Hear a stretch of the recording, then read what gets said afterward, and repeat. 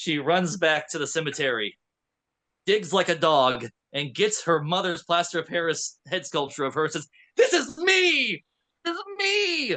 This is the real me." Or as Gen Zers understand, this is you without a filter. Kick it.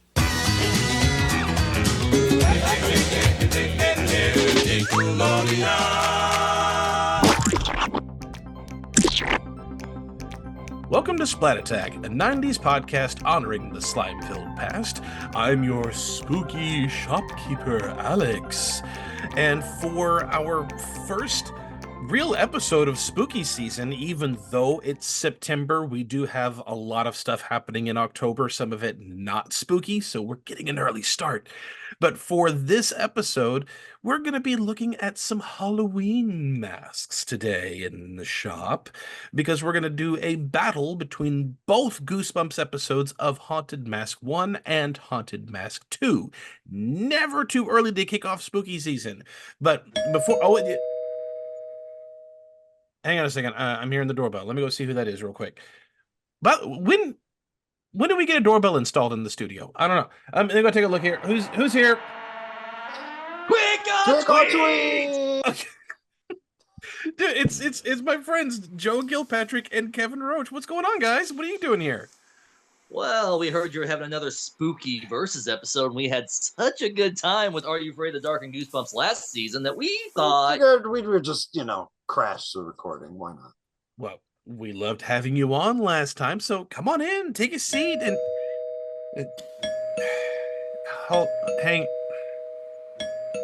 hang on a second. Speaking of crashing recordings, Kat, what are you doing? I like pushing buttons. Is this a doorbell? When did we get that installed? No idea. But we did. We do need a judge for the episode battle today, and since you're here, would you mind to be the judge for us for this episode? Sure. Awesome. Well, if any of you have not seen the episode with Joe and Kevin, I highly suggest you do, because quit it. Stop it. The episode with Joe and Kevin, when we did the Tale of the Lonely Ghost versus the Girl Next Door, it was hilarious. I love these two guys, and as soon as the episode was over, I was like, I've got to have these two guys together again, because I just love these guys. But also, I was happy that I wasn't being biased, because the crew, while they were watching the episode, were both going, "Oh my gosh, I love the way Joe tells stories." And then right after that, "Oh my gosh, I love the way Kevin tells stories. Oh my gosh, the way these two banter off each other. It's so much fun." I'm like, yeah, see? It's comedy gold. It's so great to have you guys here. So, thank you. Yes, if you've not seen it, go check it out. It's a lot of fun. But for this episode, yes, we are going to look at both Goosebumps episodes, Haunted Mask 1 and 2. A bit of basic info before we get started.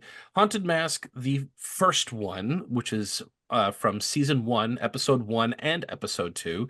The original air date was October 27th, 1995 for both parts. Written by Jose Rivera and directed by Timothy Bond. And Haunted Mask 2, this is in Season 2, Episodes 11 and 12. The air date for this was October 29th, 1996, and it was written by Billy Brown and Dan Angel and directed by William Fruitt. I hope I pronounced that correctly. But, Joe, which episode are you going to be defending today? I am defending the original, The Haunted Mask. Oh, of course he has that. Shut up, Kevin. We all wear masks, metaphorically speaking.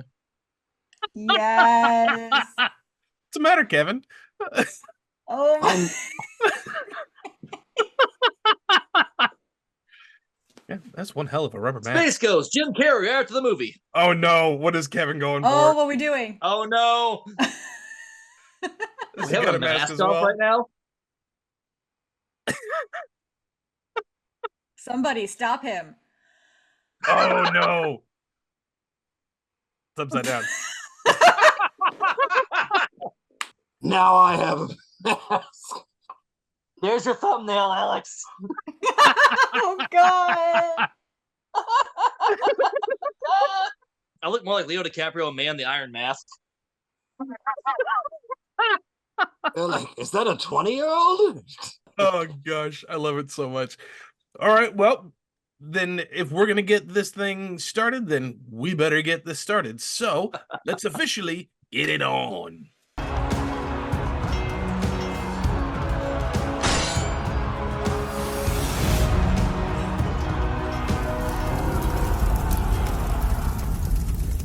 All right, well, Lady Judge Judy Cat, would you please? She's looking back and forth. What? Would you go through our categories, please? Yes, I will be judging 5 different categories. They are story, main characters, villains, Halloween theme, and lasting appeal. See, I love this arrangement because now I don't have to come between my friends and choose a side. I can just play devil's advocate and wear and You can be mad at me and wear Kevin's mask as I do so. Well, if you're devil's advocate, are you advocating for him if he's wearing the mask? No, I'm advocating just to stir the pot. Well, I'll see which side has the weaker argument, and then I'll add to it just to make the argument, which will either help. It'll help somebody.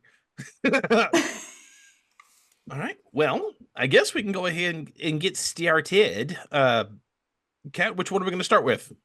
Let's start with the second one. No, let's start with what? What? Haunted Mask 1.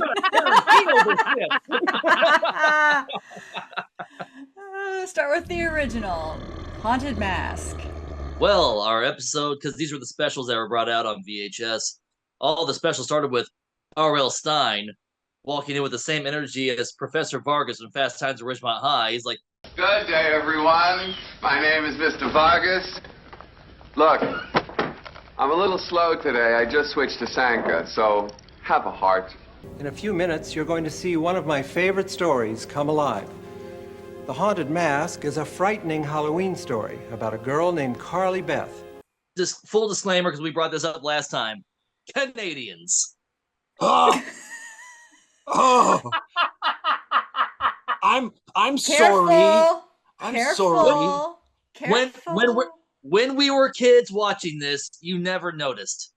You watch it over as an adult, you're like, they say sorry and going to your hoose a lot, and don't you know?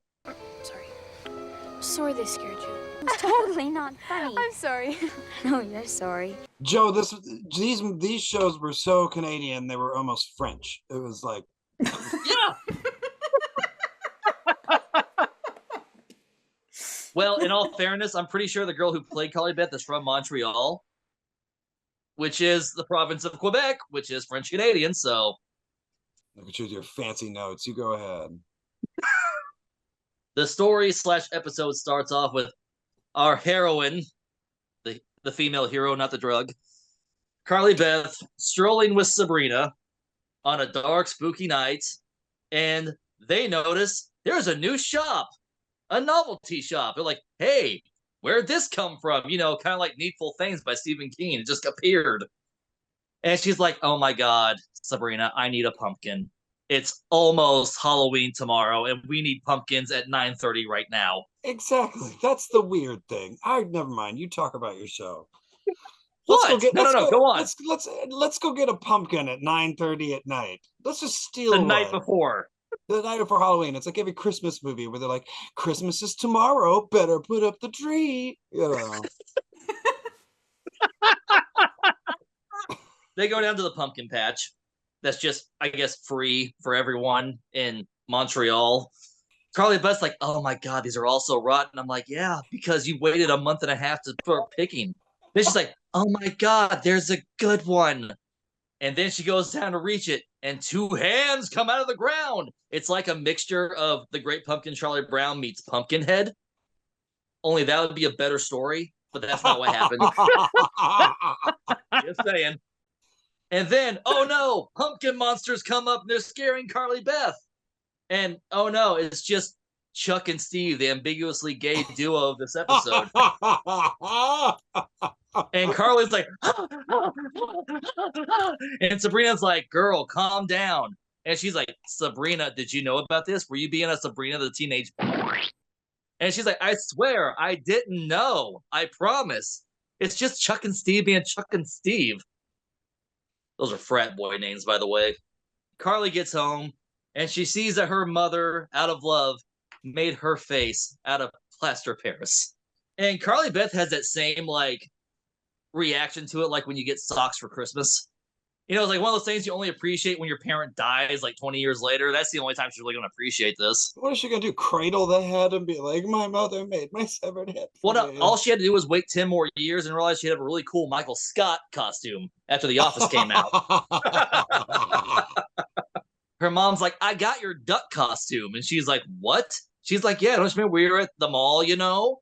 And there was a duck costume, and I made you one. Which, honestly, it was like the mid to early 90s, so ducks were really on point between the Minnesota Miracle Man, Gordon Bombay and the Mighty Ducks, and DuckTales.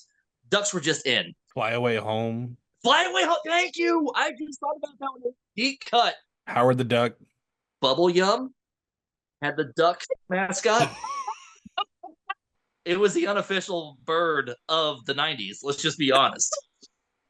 Gordon, stop quacking. Quack, quack, quack, quack, quack, Mr. Ducksworth. So the next day at school, it opens up, and you have like this weird thing where, like, at least at my school, you were not allowed to dress up for Halloween. You like have like half the schools dressed up, and it opens up with this girl pulling a sandwich out, and it looks like it's encrusted in chocolate. I don't know what's going on there. She looks excited and happy. I just want to know what that sandwich was. It looked, I don't know. It's been bothering me for almost 30 years. Chuck and Steve just stroll on up. They're like, hey, Carly Beth, we're sorry. We didn't mean to scare you. It was just fun. It was just all Halloween fun. And apparently they watched Lost Boys for the first time the night before, and they throw some worms into Carly Beth's sandwich. And she just takes like 3 bites to finally get to the worm. And she bites into it, and she's like, and she takes off running before they could swap it out with noodles, saying, it's just noodles, Carly Beth. Wait, and then in case anyone forgets, every kid at the school outside cafeteria just decided to be like,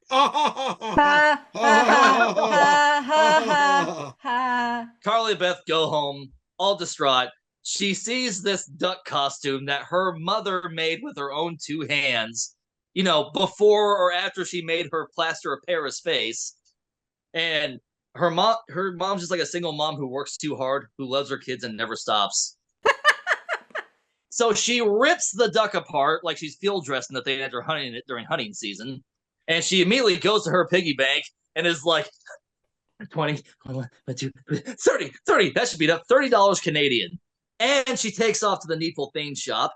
And with the shopkeep, he kind of has like a mixture of the book store from Neverending Story meets Needful Things. It's like that kind of vibe.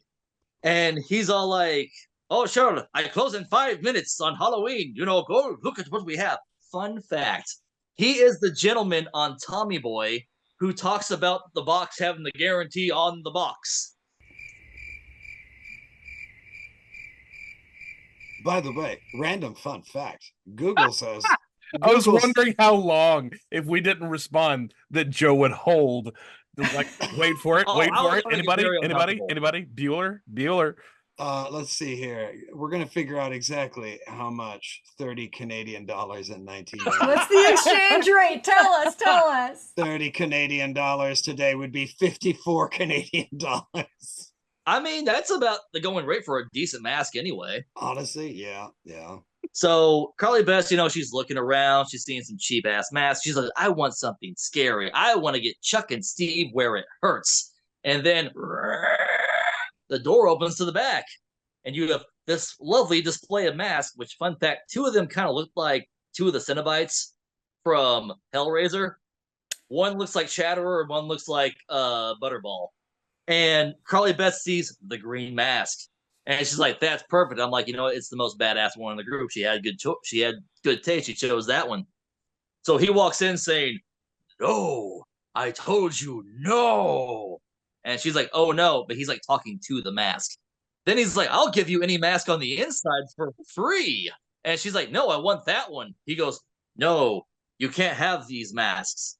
And then she just goes, hey, psych, sidesteps him, grabs the mask, throws her Canadian dollars, goes, here you go. And he's like, no, while reaching out. And she gets outside, and Carly Beth's like, oh my God, I'm basically stealing. And she's like, what am I doing? And she turns around, and the shopkeep went immediately from a 10 to a 0. And as she walks back up, he's just like slowly closing the door, just stares at her like. She gets home, she tries on the mask. She's like, oh my God, this is awesome.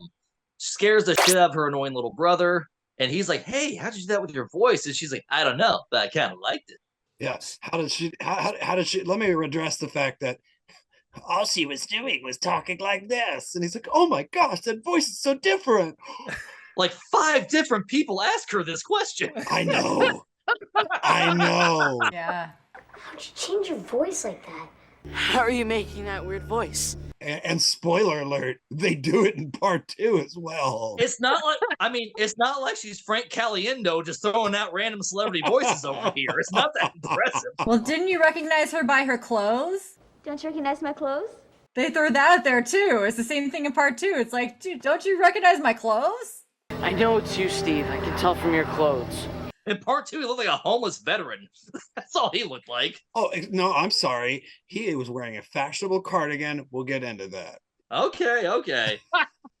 So this is when Carly Beth goes full villain arc on this episode. It's just nothing but revenge. Pure on revenge. Let's see. Oh, yeah, then she meets up with Sabrina. She's dressed like a cat. And they go to this first house to go trick-or-treating. And the girl's like, what are you, a hamster? And she's like, no, I'm a cat. Duh. Then they're like, Mommy, I don't like the other one. And Carly Beth's like, I'm going to eat your soul.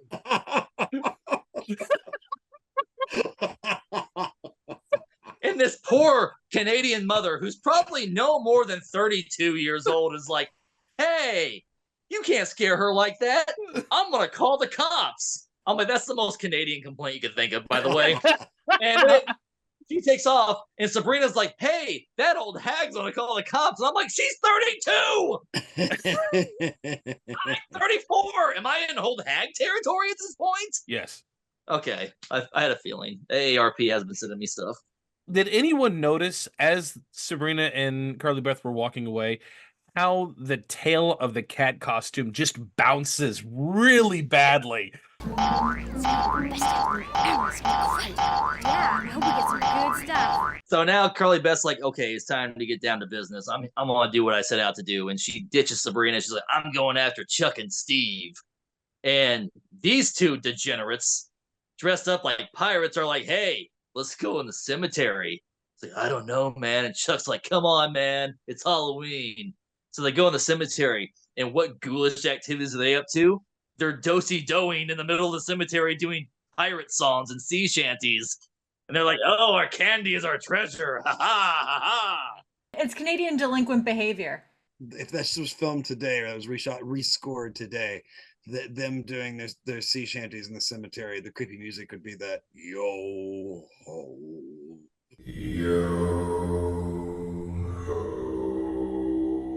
They would just be making TikTok videos. They wouldn't even be do-si-doing together. Yo ho, yo ho. Yo ho, Edward, yo ho. Yo ho, yo ho. Yo ho, yo ho, yo ho, yo ho, yo ho, yo ho, yo ho, yo ho, yo ho, yo ho, yo ho, yo ho. There's all this buildup for Carly Beth to get her revenge on Chuck and Steve. And it was like the most like subdued, no effort required at all, effort to scare them. She just kind of shows up like, oh my God, oh, like, oh, how are you doing that with your voice? And she's just like, I scare Carly Beth. And then they're just like, hey man, I just want to get out of here. And she just basically goes, booga booga, and they take off, like gone. And then she does some kind of like victory dance. Then she takes her plaster of Paris head and buries in the cemetery, like throwing dirt, like the guy in the meme throwing the salt. And she's like, goodbye, goodbye, covers it up, does a sick ass cartwheel and runs out of the cemetery. The laugh was good. Don't forget the howling. She howled at the moon.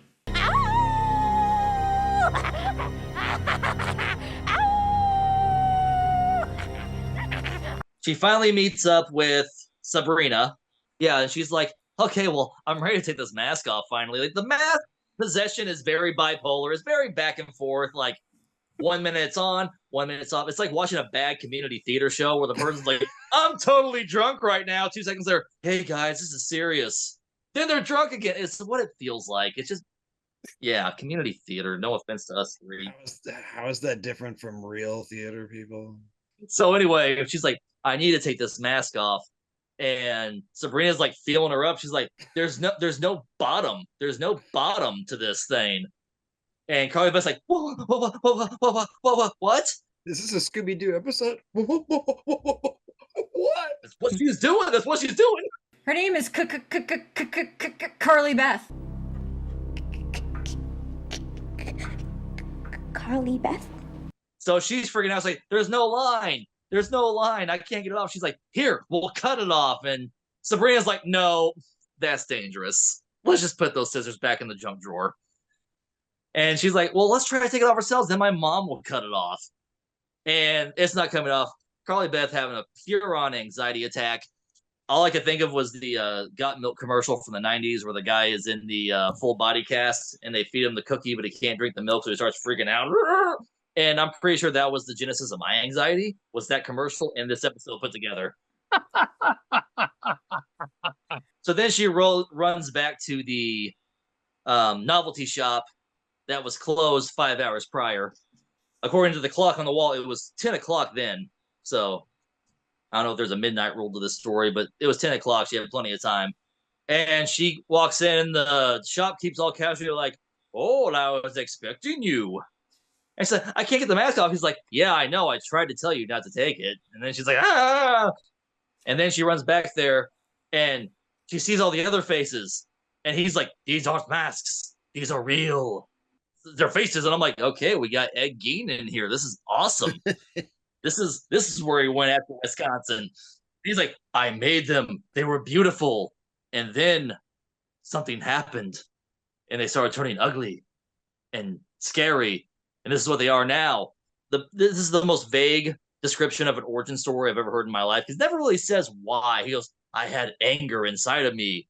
And that went into the masks. And I'm like, so there's like no devil or demon or botched exorcism situation here. They just, your hurt feels, and you just needed a therapist is what you're saying. And what better than a therapist than a haunted mask to take on your emotions so you don't have to. And then he said, I made these masks. I'm like, bro, you just said they were faces. Make up your mind on which one it is. Anyway, so he tells her that he can't take it off for her, but she might have a chance to take it off. But it requires a symbol of love. Doesn't go any further than that. Once again, who's making these rules? I don't know.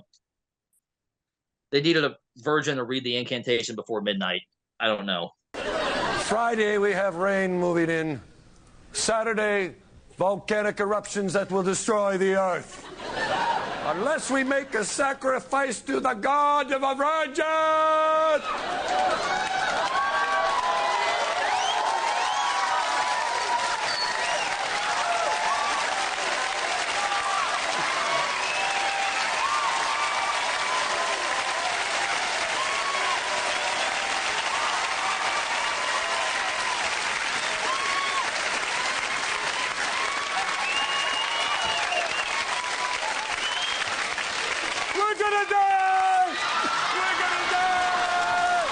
All of a sudden, the voices, the masks, other masks in the room start.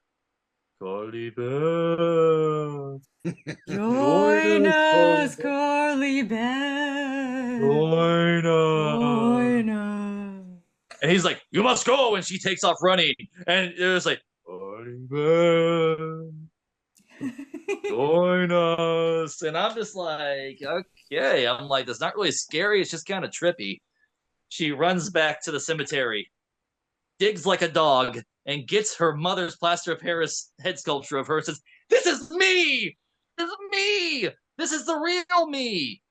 Or as Gen Zers understand, this is you without a filter on your Snapchat. It's hard to face. It's hard to face, but it's the real you. And you must love the real you. See? It transcends 3 decades. It went from masked to Snapchat filters because just be you. Just Timeless be you. life lessons. Yes. It's like she was holding it up, going, "I had Riz, skibbity toilet."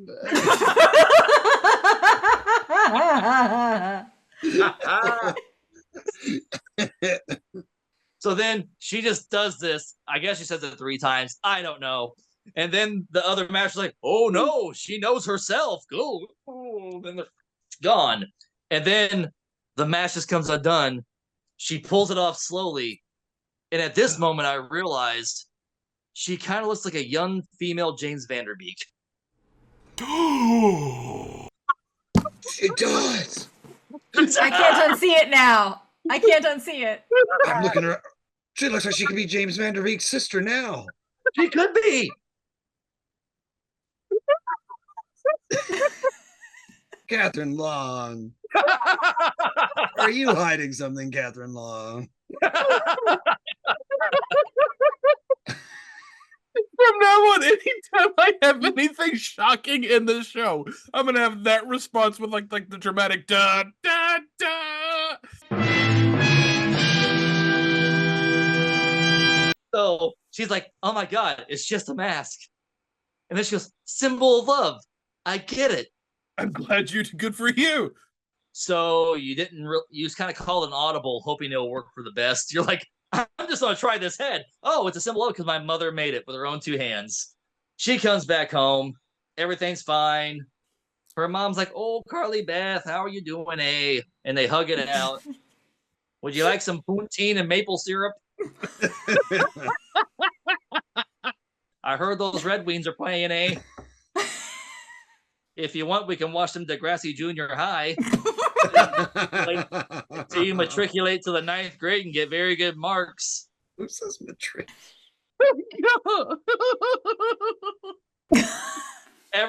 Everything's fine. Everything's happy ending. And then you hear her little brother like off to the side, like, and she's like, "Don't put on that mask." He's like, "Don't worry, I'm not." But we know he is. And he comes around the corner, and they kind of give us that dreaded ending. Like, I think they were trying to do what Halloween 4 did with this ending, with the young child becoming the possible next big bad. And just like Halloween 5 did not follow through with part 2. A little bit of similarities there. But yeah, then quick cut, R.L. Stine, a little bit more caffeinated. And he's like, "Well, I hope that wasn't too scary. Mom, Dad, what'd you think?" And they're just, I think they liked it. Till next time. What about the plaster of Paris head mysteriously blinking and smiling and saying, like, "Help me"? Oh, yes, I totally forgot about that part. Yeah, whenever she was scaring Chuck and Steve in the graveyard, she's holding up like, "Help me." Well, the shopkeeper implying that he's wearing a mask too. That's like, yeah, he was just like, yeah, like like this. Growing on his face. "Yeah, I've got I've got shingles on my face." And my question was like, does this mean that he's going to turn into a mask? that's what I wondered. Well, he said something about like, you don't want to see the reason I wear one, and I'm like, please let him take it off and be nothing but muscle and goo. But it didn't happen. He's one of the unloved. That's what he calls the masks, right? The unloved. Yeah, the unloved. The unloved. And he goes, "No one loved them except you, Carly Beth." That's why they all wanted her. There's an idea here. If while the mask was becoming her and suctioning to her, if her face would have appeared on the mask holder in the room. Yeah, that would have been cool. Well, I was thinking maybe like her soul was going to be transferred to the sculpture of her, and like when she buries it, she's basically burying herself alive, and Which that was like the symbolism was there, but like yeah, the like horror burying aspect. the old Carly Beth, but yeah. Let's move on to Haunted Mask Part 2, which that is going to be in Kevin's domain. Kevin, tell us about Haunted Mask 2. All right, I'm going to tell you about Haunted Mask 2. Otherwise, actually, hold on. Even though this is the wrong show, but submitted for the approval of the Midnight Society. No. I call this story The Tale of the Millennial Nightmare of Aging, or The Redemption of Steve and Chuck. I just rewatched this today. I actually questioned if I'd even ever seen it before, because I remembered the first one very well, but not the second one. But turns out I had. It had just not stuck with me at the time as much as the first one, because the first one is iconic. The second one was really good, and it had a lot of redeeming things about it. Sorry, there's going to be a lot of these puns. Sorry. But it's a year later, so a year has passed. In fact, when the episode came on after R.L. Stein was like, "Oh hi, I didn't see you there. We're in the basement of the shop that closed down. The masks are here." Points to only one mask. Let's find out what happens, and then we go into the story. He gets more and more disinterested on every special. Good old jovial Bob. Jovial Bob Stein. I'm the guy who writes the Goosebumps books. I remember being so disappointed as a child when I saw him. I was like, this guy must be awesome. And then he's like, "Hey kids, do scary things scare you? Well, have I got a surprise for you?" The fact that they got Jack Black. They got Jack Black to play R.L. Stein in like the new movies or whatever. Like one of the most animated people to play one of the most stone-faced. Yes. And I love that R.L. Stein had a cameo as Mr. Black. He wants to know, do you have dry, irritated eyes? Clear eyes is awesome. Wrong Stein. A year later, and I was actually surprised. I was like, "Oh look, the same faces." I think, but the two girls are definitely the same, and we're being very, very vague about what happened last Halloween. And Carly Beth and her friend Sabrina, they're coming home from a party, and they hear some rustling in the bushes. But don't worry, because Carly Beth is not afraid of anything anymore. She's already been through all of this stuff that her friend only vaguely knows about. And it turns out to be who else but Chuck and Steve, stereotypical high school bullies. Only this time recasted. Yeah, I knew their faces looked a little different. Chuck is the same. Chuck was in the Ghastly Grinner episode of Are You Afraid of the Dark? That's where he looked familiar from. Yeah. Okay. He was also in a horrible made-for-TV movie called Night of the Twisters with Devon Sawa. Carly Beth ends up jumping out at them and scaring them. Ha ha, redemption for the first episode. We could end it right here, but we don't. And for whatever reason, Carly Beth is still carrying around the creepy plaster head. She was a two-headed girl at a Halloween party. She did do the Michael Scott thing. Yes! She inspired Michael Scott. The boys start teasing her, and they take the head and they start tossing it back and forth, and she's like, "That's my symbol of love." No. Foreshadowing. And finally Sabrina steps in and gets it from them, and then they're like, "Hey, remember that like scary mask that you had last year? What you do with it?" And she's like, "I don't want to talk about that. That was a bad time." And then eventually she tells Carly Beth, like, "I buried it in a cemetery." I don't think she says the cemetery right away, but she's like, "I buried it." And Sabrina's still like, "I don't know what you're talking about." Okay. Halloween arrives, because we now have not just the haunted floating masks. We find out that the haunted floating masks are fueled by the magic of Halloween. And because of the magic of Halloween, the mask rises from its shallow grave where Carly Beth buried it, and floats away and is going to do its thing. And now we're inside the basement of the novelty shop. Why are we not upstairs? No clue. We get to at least see the boarded up outside that we remember. We're in the basement with the masks, even though we only see the gross old man mask with the spiders in the hair, whatever. It's probably because the shopkeeper is trying to like get rid of them. I think he's trying to destroy them of the unloved. You waited a whole year. Yeah. That's what I was thinking.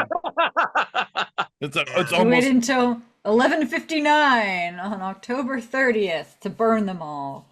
When they are at their most powerful. Let's do it now. And then as he's trying to get rid of these masks, the haunted mask floats up behind him, and he turns around, and the syphilis on his face has gotten worse.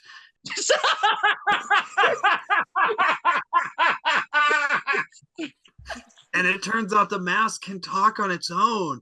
Like it could have actually used its own voice in the first episode instead of having Cardi be like, I'm the mask. How did you change your voice like that? I don't know. Can you guess? You know, like it actually has its own like demony sounding voice.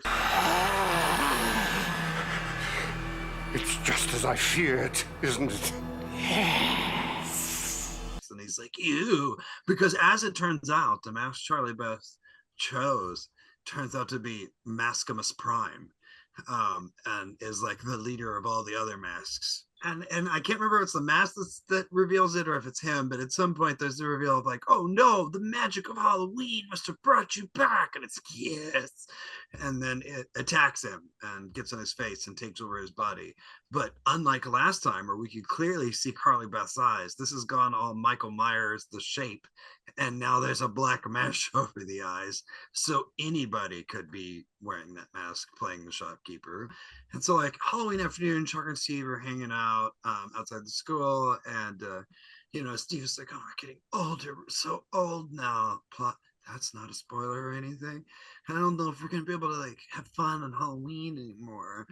And the haunted mask now possessing the body of, I guess, the shopkeeper is like, they see it, they bump into him, something, I don't know, I don't remember exactly what happened, says the guy who just watched it like 2 hours ago. And they're like, wait a minute, that's that mask that Carly Beth had last Halloween, get him.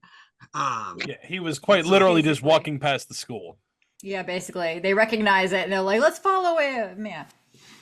They're about to jump this old man to steal his mask. They're falling back to the abandoned novelty shop, and Steve's kind of like curious, and Chuck's like, I don't want to go in there, and Steve's like, this back door is unlocked, and so they kind of creep in, and Chuck's like, no, I'm not going to do this. This is creepy. And I was waiting for a jump scare. It never happened. And then Steve makes his way down to the basement, and then the haunted mask is kind of like, and then Steve finds the old man mask and is like, oh, this is awesome. And then like steals it and runs home. And he gets home and he gets in his room and he tries on the mask.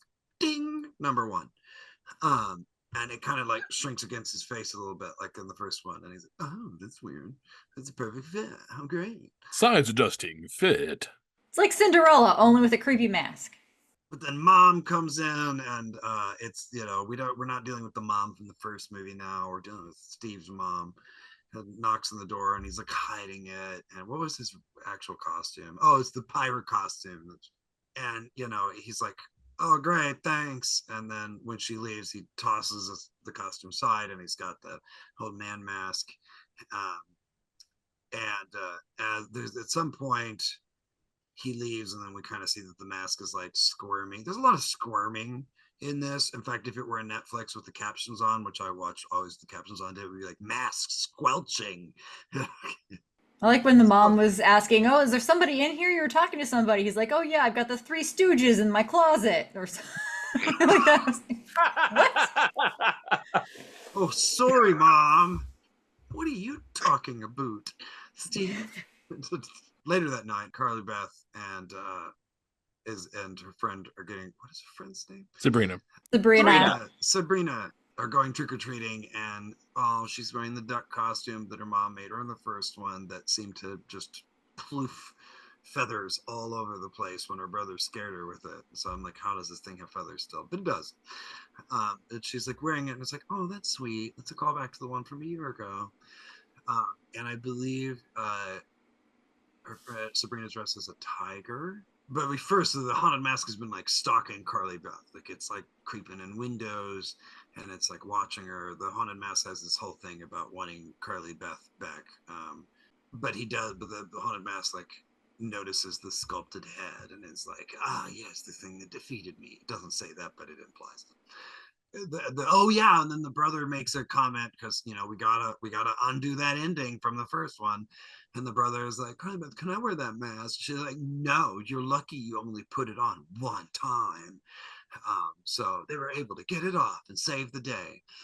And she meets Sabrina. That's when she meets Sabrina. She goes out and she meets Sabrina in her tiger costume, and hey, it's so glad we can have fun. And then Sabrina at some point is like, I know you don't like talking about what happened last year ever, but I'm glad you could come out, we could have a good time.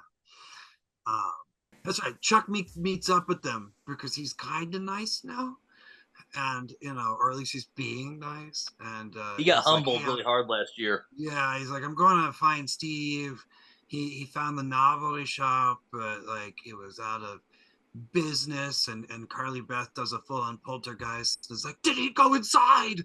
Did he go inside? No, he absolutely didn't go inside. And Steve is getting ready. We cut to Steve, and he's getting ready to leave his house, and he's got the old man mask hidden, so like Mom can't see. And tells his mom, oh yeah, I'm going to change in that costume over at Chung Ha's. And Sparky, the family dog, that I was very disappointed that we didn't get a dog in a mask. Like in The Mask with Jim Carrey, barking at Steve's bag because he knows something's not good in there. And trick-or-treater comes, and Steve hides behind a tree and decides to like pull the mask out and put it on. Ding, number 2. And then we cut back to Chuck, and he's wandering down the street looking for Steve. Steve's gonna scare these kids. But then he hears the voice of an old man beckoning him. And by an old man beckoning him, I mean a 12-year-old going, hey, sonny boy, come here. Come here, young fellow. How did you change your voice like that? That gets asked a lot. And he leaps out and scares him at the old man mask. And he's like, wait a minute, you have to be Steve because you're wearing his clothes, even though Steve dressed like an old man in this episode wearing flannel and a beautiful cardigan. Talking in that old man voice, that Alex can do so much better than I can. I don't know what you're talking about there, Kevin. Alex, how did you change your voice like that? It's the only voice I have. But he tells him that he stole it. I stole it. And there's an altercation between Chuck and Steve, and he does kind of what Carly did in the first one. It's like, yes, that's how I never. And he pulls off the mask and is like, see, it's just me though, it's fine. And then as they're looking at the mask, and Chuck is like, can I see the mask? And it's like, no, this is mine. And then he puts it on again 3 times, ding, da da da, and now it's his part of his body. And then Chuck feels it, just like in the first one. He's like, it feels like real skin, only it's not as gooey as the one from the first one. It's more spidery. In fact, everybody that sees it at some point says, ew, spiders. So he's like, it's like skin, and it's like, and then he's like, I'm talking in my old man voice again. How did you change your voice like that? Because it's my voice now, and it's not a mask, it's my skin now. That's why it feels real. And then Steve like kind of goes crazy because this girl's holding candy, and he kind of like pulls an Edgar from Men in Black, and it's like, sugar, I need sugar, and like goes after him. It's true. More. Starts like disgustingly scaring the kids off, and then like disgustingly eating all this candy. And And Chuck is like, what is going on? And then he's like, Steve is like, oh, like every time Steve has like a burst of energy where he's like, like almost immediately after he's like, oh, I'm so tired. Oh, my back hurts. Oh, I'm wondering about my 401k. But he's eating the candy in like, I guess a gross way. Something that grosses Chuck out. I don't know. It just looked like a kid going. And Chuck's finally like, whatever, bye.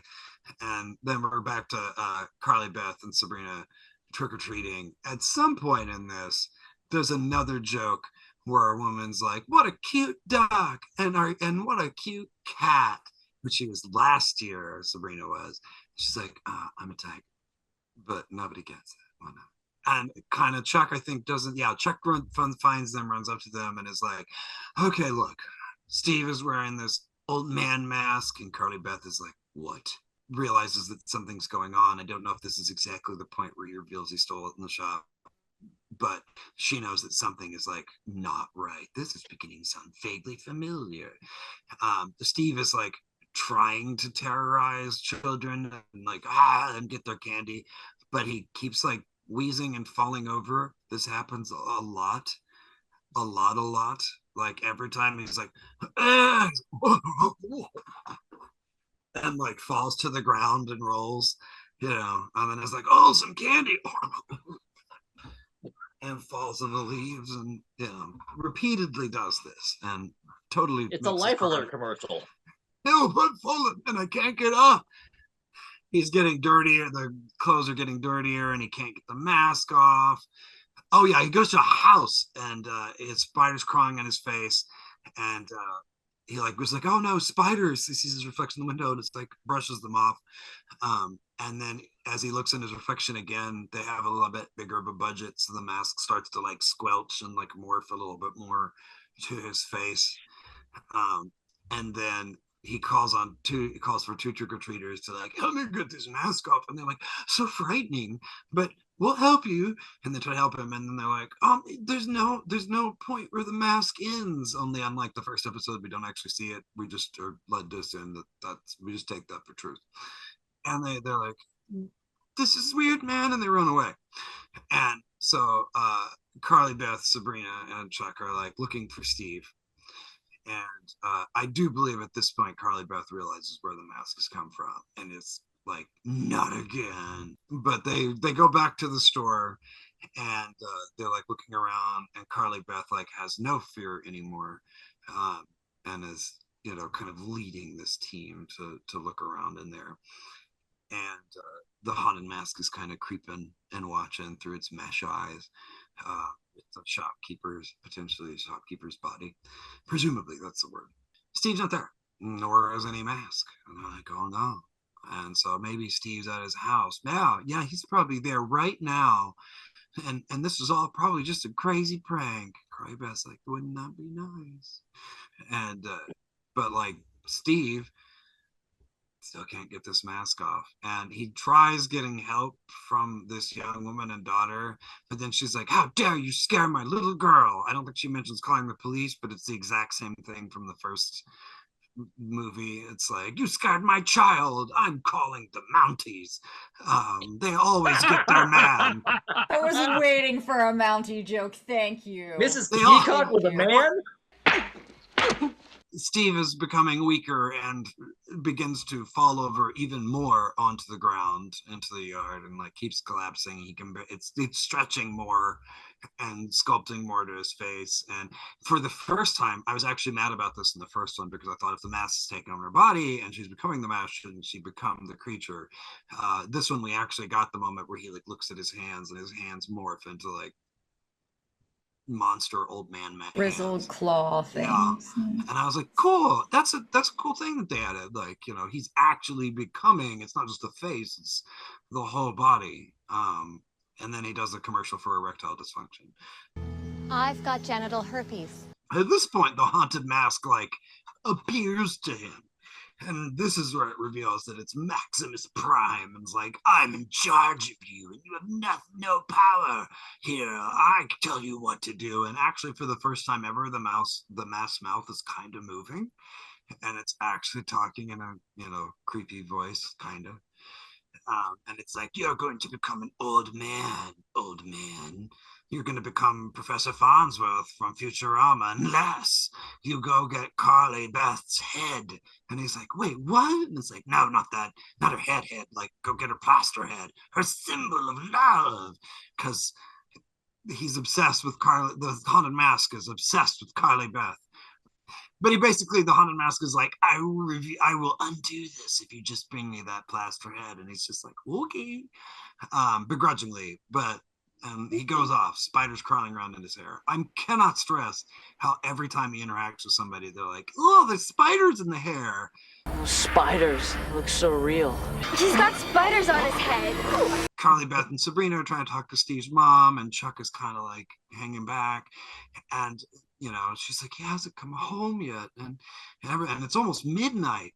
And then Chuck's like, maybe we should call the police, but Carly Beth is like, the police aren't gonna help, not this situation. And they go on their search, and Steve gets to Carly Beth's place. Somehow there's some trickery involved. I think I got up to run to the refrigerator to get a drink of water or something, but he gets in there. Oh, he asked for a drink of water right as I was getting a drink of water. So I remember going, that's coincidental and not at all creepy. But he steals the head and runs away. And he brings it to the Haunted Mask. And the Haunted Mask can't destroy it because it's Carly Beth's symbol of love. So he's like, you must destroy it. It's like, why? Because it's a symbol of love. They say that a lot. And he's like, or spiders. And then like more spiders start crawling all over his face. And he's like, not more spiders. I love that moment where the Haunted Master just kind of ducks back into frame, like, more spiders, anyone? Or something. Yeah, that's what he does. More spiders, anyone? More spiders? More spiders, anyone? It's like, no. And then finally he smashes the head, but not before it like wakes up. And once again, it's like, help me. Which they never make mention of again. And so finally Carly Beth and Chuck and Sabrina arrive at the cemetery, and Carly Beth just happens to walk by a hole in the ground and is like, and the camera does that like zoom in thing. Not really, but it feels like it should have. It's just like, this is where I buried it, and it's not there anymore. And they're like, what are you talking about? And at this point, I presume she's told them the story in one of the cutscenes that we don't know about. Or maybe she didn't, and they're all just like really confused, but they at least, buy into it. And they finally, there's this big confrontation in the haunted house, in the haunted cemetery, the cemetery with the Haunted Mask. And the Haunted Mask, now with the body, confronts Carly Beth and is like, we must finish what we started last Halloween, and now you don't have your symbol of love, and you're going to wear this face forever. Chuck and Sabrina are just in the background like, what do we do? Let's just stand and watch. Magically forces Steve to hold her against a headstone, and he's like, yes, slave, do my bidding. And the mask like pulls off of the shopkeeper's head, except it almost looks like the guy's headless, because I don't know, whatever, it magically 1990s floats towards her face. But then just right as he's about to get on Carly's face, Steve throws her out of the way, and the mask hits him in the old man mask right at the stroke of midnight, because the magic of Halloween, it's no longer Halloween. And he's able to like pull the mask off. And then the shopkeeper wakes up and his face looks even grosser, but it's okay. He's a nice guy now. And he's like, it's not Halloween anymore. And that is your new symbol of love. Steve did that as an act of love because he's in love with you. We hinted at that in the first one, but we're never going to address it. We only did it because we liked her. It's no excuse. And it's not how you show someone you like her. That's why he picks on you. And is like, and then he just kind of just leaves. It's like, oh, well, good luck then, bye. And they're back at the house, And they're eating their candy, and they're like, "Oh man, maybe we're too old for Halloween," because the whole episode is about becoming an old man. And mom comes in and is like, I called Carly Beth, I've called you up, and Sabrina, I've called your parents, coming to pick you up. And then she leaves, and they're like, maybe we should burn these masks. And they throw them into the fire and burn them, which we know never works. And they're like, good thing it's done. And then they walk away, and then the original haunted mask starts to squelch back to life. And then the dog comes into the room, and this is when I was like, please, please, please, please, please, let the dog put the mask on, please, please, please. No. The dog grabs the mask and takes it outside and throws it in a hole and buries it, presumably. He's on it. Does it pee on it? No. Oh, I didn't think so. I didn't think they do that. That's what brought Freddy Krueger back to life in Nightmare on Elm Street 3. Yeah, yes, but it was flaming. That was flaming. Oh, no, sorry, 4. Nightmare on Elm Street 4. I gotta correct myself on that. But the dog buries the mask, presumably until next Halloween, when the magic of Halloween brings it back to life. I don't know. This entire thing was a giant metaphor for aging. But the haunted mask actually has sentience now. It's not just a little girl going, yes, look at me, I'm doing evil things. Watch me do something evil. Ah, that was evil. I scared a 10-year-old. It actually cartwheels. It actually has its own evil cartwheels. Its own plan. Evil. To become Carly Beth, or Carly Beth become it, and I don't know. The end. Or is it? It's a haunted mask part. Dun, dun, dun. Was there a haunted mask 3? No. I think wasn't there a book 3, or am I just making that up in my mind? I think you're making it up. Our next category is main characters, and this is going to get interesting because the rest of these, they're kind of the same for both stories. So I'm interested to see how you guys argue and defend each one. Uno, Carly Beth, the mainest of the characters. Could you consider the mask as its own character as well? It will get its own category here in just a minute. Okay. So yeah, Carly Beth, girl has a lot of anxiety, a lot of fear, like a little over the top on that, but like she finally gets like this whole like revenge arc that she's been like yearning for forever to get back at people who've been scaring her. And she notices, mainly helps Sabrina kind of pointing it out to her. She notices like, hey, this, I'm not being a good person. This mask is like taking over me. And for being a person who's so like high strung and anxiety ridden, the fact that she's able to kind of like pull off, like she's in a situation that literally no one can help her out in. Even the shop owner doesn't really have like a direct answer for what she needs to do to save herself or even protect herself.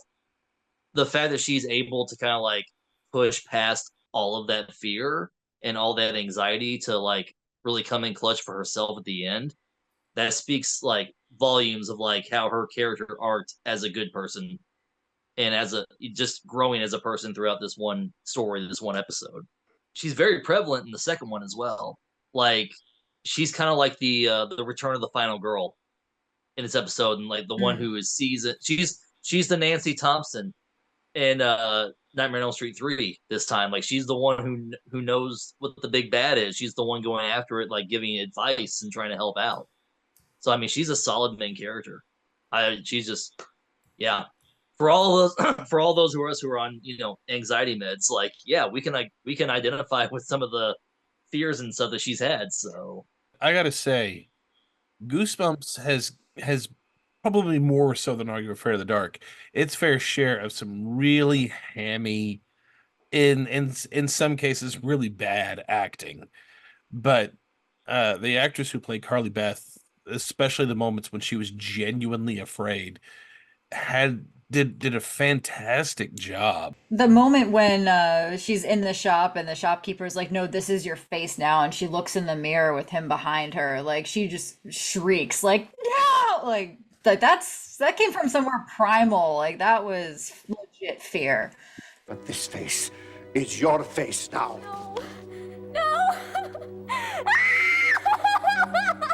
But yeah, I was very pleasantly surprised at like how well overall this was acted. She did the best, obviously, but I was like, I always remembered the Haunted Mask being like less cheesy than some of the other ones, and I think it was just because of, I didn't realize at the time as a kid the acting. It's honestly like the specials, because that's what these episodes are listed under. Specials. You have this, Werewolf of Fever Swamp, Night in Terror Tower, both the Haunted Mask. Like those are like the stories that stand out as like the actual like.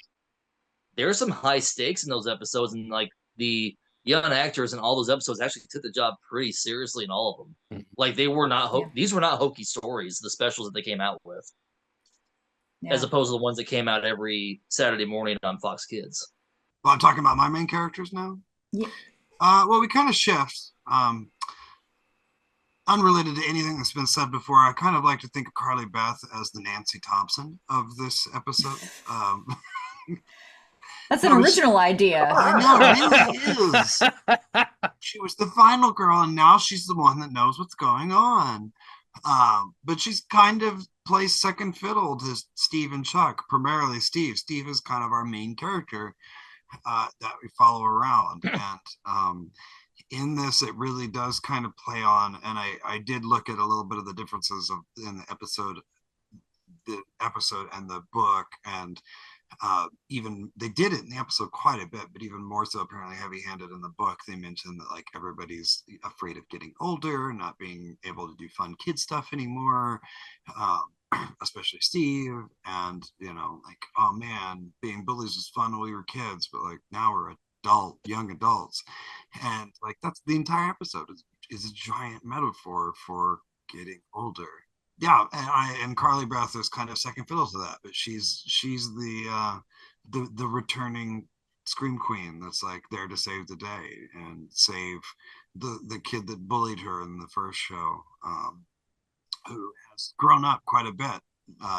Also mentally, he and Chuck both have. They have the moment in the beginning where they're kind of like, oh, I'm still teasing you, but then like for the most part, that's really the last that they're kind of mean. It's less. I don't know. It felt less like, oh, the bullies learned their lesson than it does in a lot of other episodes of Goosebumps and Are You Afraid of the Dark? There's always that nice, like, the bullies are nice now because bad things happen to them. This is more like, it feels more like they grew up. Steve, he's really changed. It's almost like he's a completely different person. I know. 13 going on 97. Or however old he was in the show. I don't know. Age is so difficult for me to tell. You could tell like Chuck had more of a maturity to him at the beginning of this one than Steve did. It's almost like he was going along with the shenanigans, just like okay, he's my buddy. I'm gonna go. We just have fun doing the stuff. If it makes him happy, I'll help him out. Then he's kind of like, I'm over it. I'm gonna be a gangster for Halloween. I stand by the fact that I think Steve is in love with Carly Beth, but like won't admit it because in the first episode they say something about, well, that's just because I like you or something like that. Like when they're being scared, it's just because I like her. And in this one, like he's her symbol of love or whatever. His act of love is what saves her and him from the evil haunted mask, Comus Prime. But he wore a very nice cardigan. I was happy with that. But yeah, he did a good job. He was no Carly Beth. Carly Beth did a much better job of kind of acting the crazy and acting the fear, but he still kind of really had a lot of fun as an actor. I will say both actors did a really respectable job of doing the bodily performance. Yes, he's really, I'm sure there might have been a stunt double here or there, but like he really got into the physicality and like what's happening, and like would curl into himself and trying to get the mask off and the genuine fear when the realization that the mask isn't coming off, or even the moment when I joke about the spiders, but even the moment when he like sees his reflection in the house's window and is like, oh my gosh, spiders, and like it freaks him out because he's still a kid on the inside, but he genuinely is afraid of what's happening. And this is, in my mind, the second one is a little bit more deeper mentally, because that's kind of what they're talking about in the beginning is like, oh no, we may be too old now. And like, it's kind of hinted that this is his big fear is getting older. And then he turns into an old man. Scary movies have we seen where there's like some kind of body swap between an evil old character and a younger character? It's like, is he going to get stuck like this forever and be an old man forever? And then added to the mix that he's might end up being the haunted mask's slave for all time. Yeah, it's mostly about Steve. It's mostly about Steve, and that's okay, because I actually I watched it with my roommate, and I was actually commenting like we kind of got away from the bully stereotype of like, I did a prank, and now we're like, they're growing, they're learning, they're becoming their own characters, and we don't get that very often. We don't often get a sequel or an episode that revisits characters where the bullies are now the main characters, and not only the main characters, but they've learned lessons, they've matured, they've become different people. And I'm also really happy that they didn't try to add to Carly Beth and make her the main focal point for part 2, because I really feel like her character arc was on point for part 1. And then part 2, I feel like if they tried what they were already doing, Haunted Mask wants to chase down the person that defeated it. Well, now you've got nothing to really add to Carly Beth. Now you're mostly adding to the villain. But I think going with the bully from the previous one and fleshing that character out and giving a different storyline, because the first one was very much about how you view yourself and how others view you. And now this one is very much about how quick life goes by and appreciate it while you have it. I really like those two very different stories and two very good characters to do it. I agree. All right. Now we're moving on to the villains. The Green Mask. The mask is so much more subdued in part 1 as opposed to part 2, where like it's like Kevin said, it's the big bad, it's the superior mask that's running the show and whatnot. Maskimus Prime. Maskimus Prime. I love you for that, by the way. But that's okay, because like in the first one, it shows it more like it's just a harmless mask. What's the worst that could happen?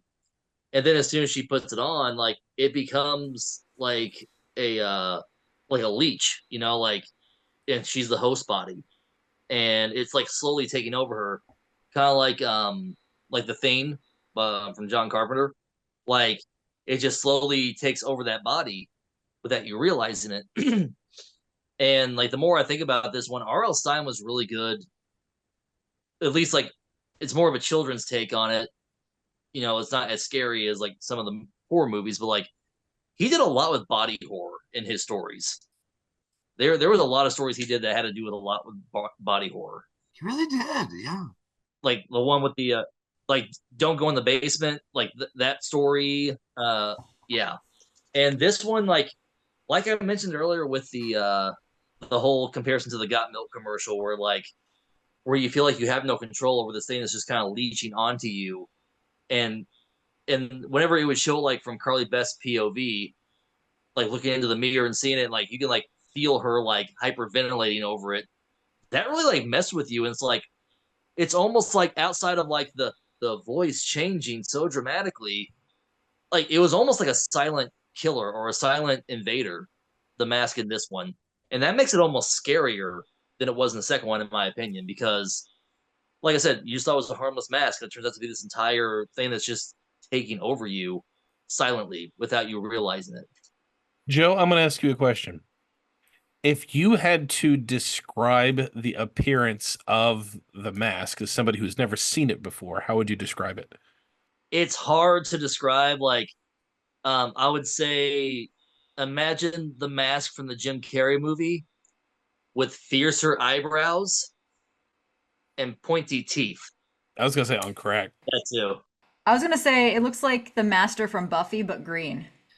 Oh, that's a good one too. Yes. It kind of does. Yes. But also throw in a little bit of when the villain in the movie, The Mask, which Jim Carrey puts on the mask. And it's Dorian? Like... Dorian? Yes. Kevin, what about part 2? It's the mask, but this time it's sentient, and because it has a body, it has Shopkeeper's body. But also, you want me to get real deep? The true villain of the show is the fear of aging, how we lose our innocence as we get older. But it's really the mask, this time it's actually like has its own personality and its own vendetta, and it's after Carly Beth. But because I don't want to say that like the old man mask is the villain in this, I really don't feel like it. Whereas the first one, the mask itself felt villainous. In the second one, the old man mask, that the monster old man mask that Steve puts on, doesn't feel like it itself is trying to become him. I mean, it is, but it's not as personal, I guess it was in the first one. Like, I didn't think of the old man mask as being a villain. It felt more like a curse, like the curse of the mask. The old man mask didn't seem like it was altering his personality as much as the one that Carly Beth put on. It's like the old man mask did not have evil intentions. Yeah, like when he was scaring the kids for candy, it was like he needed energy, so he like desperately needed the candy. He didn't want, like, he was asking for help from everybody, and they were grossed out, or they thought he was like a stumbling drunk or something, but it was never malicious. Okay, has anybody seen Howard the Duck? I love that movie.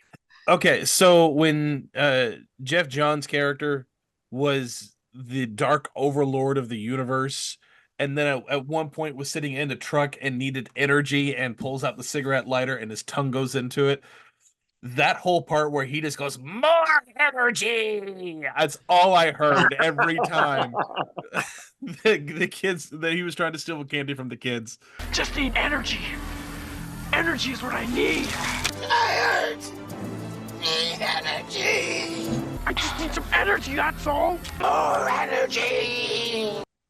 Yeah, that was the only time he was ever like monstrous, is when he was like, give me the candy. But like Kat said, it really was more like, the kids were afraid of him because they thought he was a drunk, they thought he was a homeless person, they thought he was trying to scare people, when in reality he was just asking for help. Whereas Carly Beth in the first one was kind of like running amok because it was taking over her mind as much as it was her body. This one was more, a young boy has turned into an old man with spiders, and is just terrified and trying to get help, and doesn't realize that his friends are out looking for him to help him. Mm-hmm. Meanwhile, the haunted mask from the has its own plan. So I see it as a villain. I never really once saw the shopkeeper in either one as a villain, even though I don't really understand his story fully. Like Joe said, like, are they masks, they faces? Get your story straight. We need a prequel book. Yeah, I'm not sure in the books if they go into more detail, but I don't recall if there's a definitive origin story there. I don't know that there is. I don't think that there is. Same question for you, Kevin. If you had to describe the appearance of the mask from part 2, how would you describe it to somebody who's never seen it? Actually, when I first started it, I didn't think it was an old man. I was like, oh, this is an old witch or something. Mm-hmm. I thought it was a witch too. Yeah. And then it was like, oh, the old man mask. Okay, I can see it now. But that's what I had assumed it was when I saw it on the shelf. I was like, is this going to be like, because again, I don't remember if I ever actually even saw the sequel when I was a kid. So I didn't know if it was like a witch mask or what, but it looks a lot like the book cover. It really does, but it's less greenish in hue and looks just more like a gross old man with spiders in his hair. Fingers like snakes and spiders in my hair. It looked to me, the immediate thing that popped in my head was from the Indiana Jones movie where he chooses the wrong Holy Grail. Oh gosh! And like the hair grows and he gets old and he's like, and that's kind of what it looks like, but with weird skin. I would say it's H.P. Lovecraft's From Beyond. Oh yeah. All right. So Halloween theme for part 1. from the beginning to the end, like it's slapping in the face with Halloween themes left and right. Like it starts off like them on a dark, spooky night going to a pumpkin patch, cuts straight to the next day, and I don't know how to like I don't know how to describe it. Like the scene when they were outside eating lunch, like you can almost like feel like the fall weather in that. I don't know how to describe it. Like that sunny fall day, but there's still like a crisp air. That's what it looked like, and that's what like a lot of Halloweens from my childhood feel like that. So it really, I feel like it caught that. Like I don't know, it's weird to describe, but that's what I felt from that. Streets full of kids trick or treating and everything, and then they're in the spooky graveyard, and then the spooky shop later on that night. Like it's just it packed like as much like Halloween imagery as possibly can in this one episode, and I thought it knocked it out of the park doing that. It also had one of the things that I absolutely loved about Halloween that not a lot of movies do, sorting through the candy. Yes. Because because both Chuck and Steve were in the graveyard going through all the candy and mints, I hate mints, and throws it. Yeah. I even love how they poked fun at themselves a little bit, like the show did, where it's like, can't we just do this at your house? No, we're gonna do it here. Yeah. The director told us we do it at the graveyard. Kevin, what about the Halloween theme for the second one? Honestly, other than seeing trick-or-treaters, it's less about it being Halloween, like seeing the fall leaves and the pumpkins, and it's more about like the magic of Halloween, the energy of Halloween. Halloween is more of a driving force. It's what resurrects the first mask, which I only recently just learned like 2 seconds ago. Apparently, the original mask wasn't featured as much in the actual sequel book as it was in the show. But Halloween is what kind of gives it power to come back. Halloween is when isn't it becomes this almost kind of, like a lot of scary movies where like it's the time where bad things happen, whereas in the first one it felt more like it's a mask, so it's got to be Halloween. And the first one did a good job of capturing the ambiance of Halloween, whereas the second one was less ambiance and more kind of the Halloween being the driving force and power behind what is happening in these things, because like all the power is gone at the stroke of midnight when it's now November 1st and not Halloween anymore. It's like they don't really fully say it, but it's kind of like lightly implied that like if he hadn't got it off before the stroke of midnight, it would have become forever. So it's more of kind of a driving force is the best way I can describe it. All right, and the last category is, as always, lasting appeal. The cool thing about the story, like it honestly has lasted almost a strong 30 years. Like people still talk about this episode all the time, and like because people talk about like a lot of times like people show like the iconic imagery of Goosebumps, whether it be the shows or the books. People like you see a lot of like Slappy the Dummy. But like a lot of people point out, the haunted mask was like the coolest scary imagery, and it was like like I said, it was like one of the few actual scary stories that he told that didn't have like a goofy twist ending at the end of it. It was like actual just like true story of like true human emotion being told. So I mean, I think the lasting effect, like I feel like this story, like because I know like it stuck with all of us from our childhood to our adulthood. I feel like we're going to be passing it on to the next generation as well. And I feel like this story will probably go on for a little while longer at least. Kevin? Look, I'm going to be real. It's a sequel. The first one definitely is going to have that more lasting appeal. Nobody, when you think of Goosebumps or the Haunted Mask, thinks of the Old Man Mask. I remember the book cover, but I had to look it up to be reminded. But in my mind, I could always think of the original Haunted Mask, both the show and the illustration that is featured behind Cat. But this one definitely, I think its lasting appeal is going to be, whereas the first one was more just the suspense of the masking of the body. Again, this was a giant metaphor for growing up and getting older before you want to, and before you're ready for it, and about how people can change over time. And growing up doesn't always have to be bad. The bullies kind of become, part of the good guy team.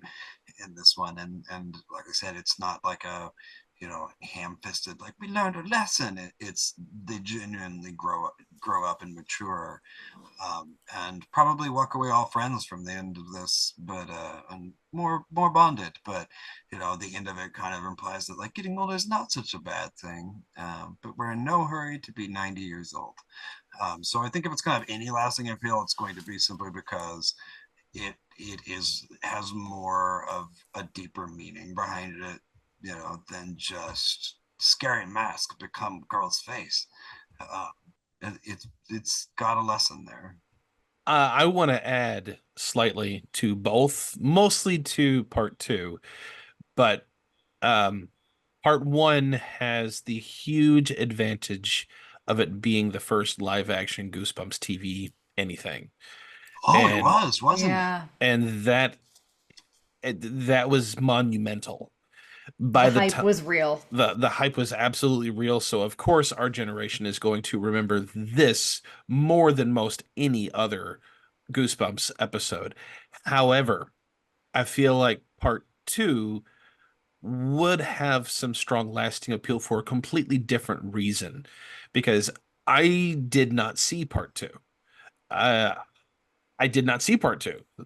But what I can say is, being in that demographic that watches these shows for nostalgic purposes and archiving and all that kind of stuff that we like to do for this show, now we are in that demographic that is, when Steve says life goes so fast, and now we look at our childhood when we first watched part one, we're now in that demographic of, oh my gosh, time has gone so fast.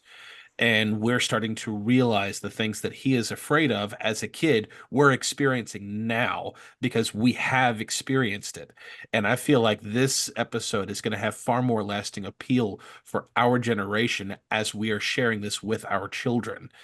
And the kids aren't going to latch on to it nearly as much, which is what you had said, Kevin, like, oh man, I forgot about this episode. Whereas the first one has the advantage of being the first one. This one is something that grows with an audience as we continue to grow. So there's also that factor to consider. I hadn't thought of that, but now I'm depressed from it. You can get deep with this. Yeah. But before we go to Kat's verdicts to see what Lady Judge has to say, we are going to shed ourselves of our masks. We're going to set them aside because we don't want to get these things stuck. And we're going to check out what's going on in the world of Splat Attack, and we'll be back in just a few minutes. So stick around. As they said back in the 90s, don't touch that dial. We'll be right back after these messages. Thank you all for tuning into this episode of Splat Attack. If you are enjoying this episode, please hit the like button, make sure to hit the subscription button and the notification bell so you don't miss any of the Splat-tastic action. If you're listening on a podcast app, please leave us a review. Let us know how we're doing, even if we suck. If you enjoy a good spooky story, which obviously you do because you're listening to Goosebumps, then you will want to check out the Ghostlight Experience. Both Kevin and Joe have been working on a show that is a very bingeable show. It is all a self-contained story, very much a la radio show centered around a community theater that is haunted. It's an interesting experience that you're not going to want to miss. You can find it on Spotify. Just look for Ghostlight Experience and share the love for Joe and Kevin. Halloween is the time for costumes and dressing up as your favorite nostalgic property, which you can do with our shirts over on Bonfire. Go to bonfire.com/store/Splat Store with hyphens in between, where we've got all kinds of really sweet, sick, shall I say, merch that are all centered around 90s Nickelodeon in some form. Again, bonfire.com/store/Splat Store, hyphens in between for sweet merch. Hey, it's John Francois. Hola, y'all. I'm AJ Vandertunt. And have you ever licked something and thought, that's delicious? Well, that's us. We're the Delicious Recap. We're putting our tongues on all kinds of media. Family Matters, we're putting our tongue on 9 years worth of content that is sometimes good, sometimes not so good, but you know what? All around, it's childhood lovely goodness that is worth a taste. It really is. I wonder what a snort would taste like. It tastes like mango. We're recapping Family Matters from beginning to end. I mean, we've done season 1. We're currently on season 2 as we're recording this. We interview cast and crew from the show. We interview like-minded 90s loving podcasters. Come join us, The Delicious Recap, wherever you get your podcasts. If you enjoy our stuff, please head over to our Patreon where we have exclusive content that comes out every Friday. We've got bonus minisodes every week. We've got 2 live streams a month. We've got special events that only our patrons can do, including voting for episodes that they would like to see happen in our next season. Go to patreon.com/splatattack to become one of the Gagoids. I don't know if you're aware of this, but it's September, which means October is just around the corner, which also means SplatCon is just around the corner. October 19th and 20th in LA at the Hilton LAX. Make sure to get your tickets and make sure that you use code ATTACK10 to get 10% off of your tickets. I have no idea where this accent came from, but you can use the accent with ATTACK25, in which you get $25 off of your hotel bundle. SplatCon, we will be there. Do you want to know a secret? Well, then tune in next time, Slimesters, when we take a trip to Paradise Valley to celebrate the secret world of Alex Mack's 30th anniversary with the cast and creators. You can catch all the splatterific action here on Splat Attack. And now, back to our show. Alrighty, we have... I think I've permanently disconnected the doorbell from Kat. But Kat, what is your verdicts for our 2 haunted mask stories? So for the category of story, I am going to give it to Haunted Mask. See, here we go. Here's the controversy. I'm giving it to Haunted Mask 2 because of the reasons that you stated for lasting appeal. Just having watched it even before this episode, I was thinking that I related more to 2 because of I am older now. The first one felt a little disjointed, but the second one I think felt more cohesive to me. It has a stronger story. It definitely does. Yeah, it has a stronger story and message, I think, than the first. So for main character, again, it's really tough. Can I give it to both of them? Yes. Okay, I will give it to both of them. I think the character growth was amazing. We get the scaredy cat grown into somebody who's taken charge and helping defeat the big bad in the second one. And then you have Steve, who was the bully and actually becomes a sympathetic character. So I really like both of them. So points for both. For villains, same villain in both, but I think the second one felt more nefarious to me. First one, like we discussed, is kind of the leech sort of taking over Carly Beth. The second one, it's the mask is out to get Carly Beth specifically and takes control of Steve in order to do it. For Halloween theme, I'm going to go with ambiance for this one and not necessarily tie it to story. So I'm going to give Halloween theme to part 1. Although I make an excellent case for both in different ways. For lasting appeal, I'm going to give it to Haunted Mask 1 just because it's iconic. Like, I understand lasting appeal I give to story, but for lasting appeal just overall, like, you recognize that book cover. Like, that is, when you think Goosebumps, you think Slappy, you think Haunted Mask. So goes to the first one. And that ends in a tie, which I think is an awesome outcome because that was an uphill battle for part 2. The best it could have gotten is a tie. So I think that's pretty awesome. So congratulations to the both of you.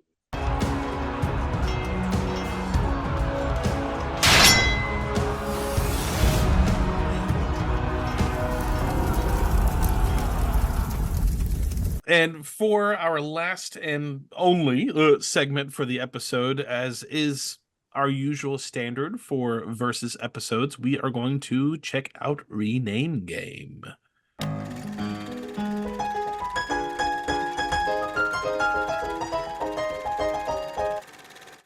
For Rename Game, we like to take both of these episodes and we'll try to rename them. Oftentimes, it's not better than what was initially planned, but we can have a lot of fun with it.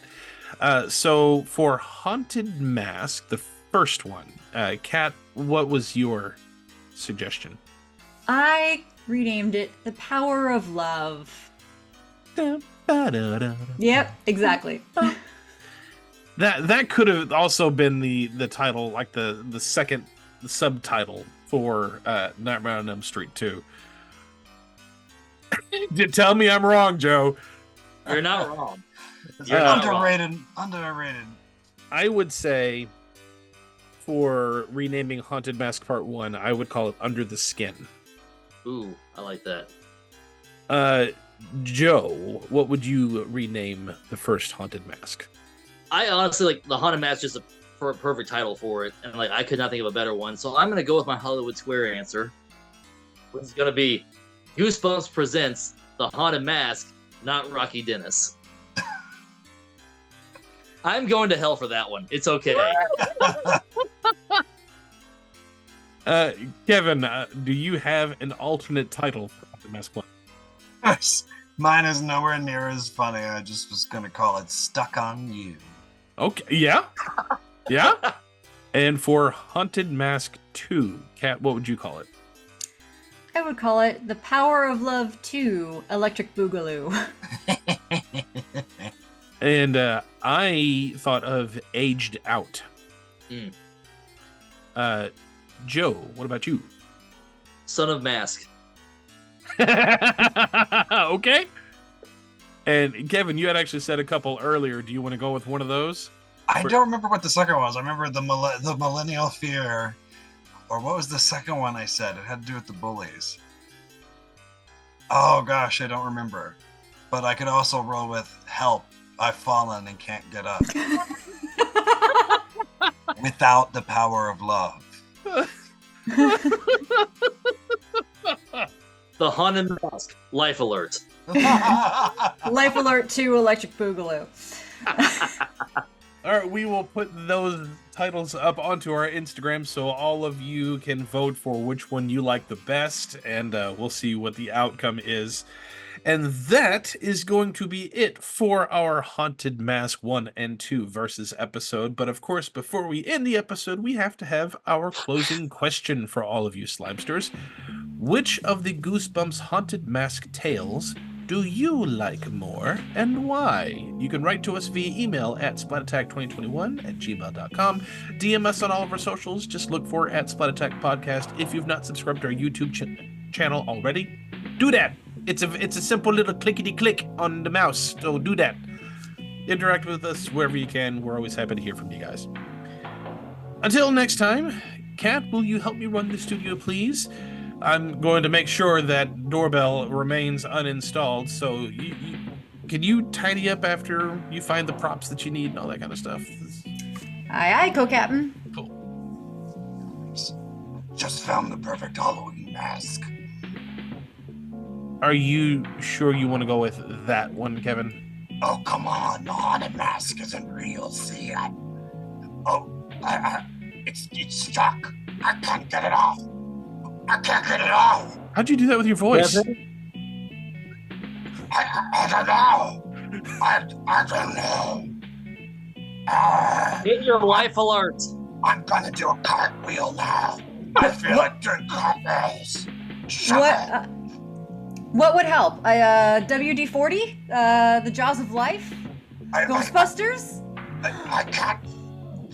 The power of love. We got one. Okay, I'm calling the fire department. I'll splat you later, Slimesters.